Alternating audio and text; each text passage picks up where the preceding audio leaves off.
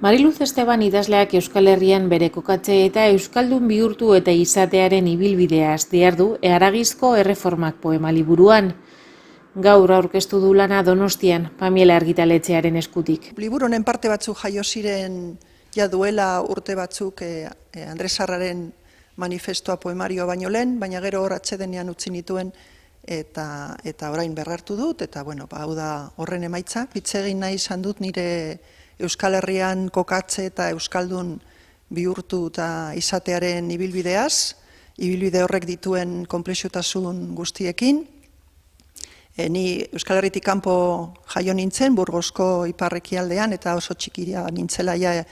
etorri nintzen Basaurira,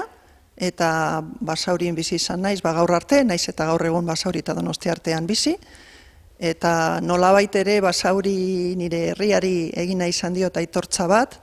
eta bueno, ibilbide horretaz idazten dut hainbat gai tratatuz, ezta? Basauri herri langilea da, migranteen herria, bueno, euskaldun batzuen eta migranteen herria, eta nine hori migrantea naiz, nola edo ala, eta horretaz hitz egin dut, nola hasi nintzen politika mailan, feminismoan, eta nola izan nintzen eta izan naizen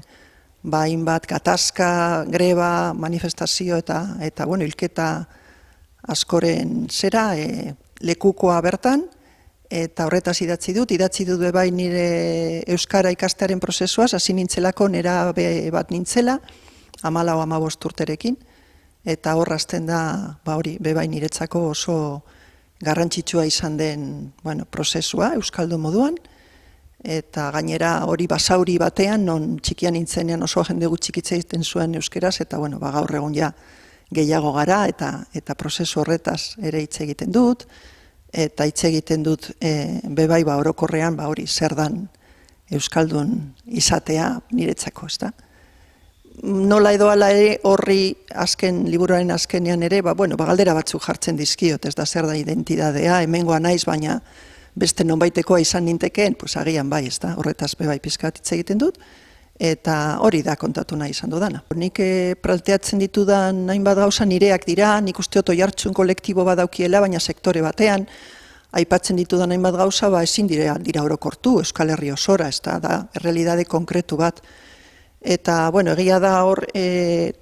titulua, izenburua Haragizko Erreformak da, eta hor ere, antropologiatik ekarri dut ideia bat esateko prozesu horietan eraldatzen zarenean pertsona moduan, baina bai kolektibo moduan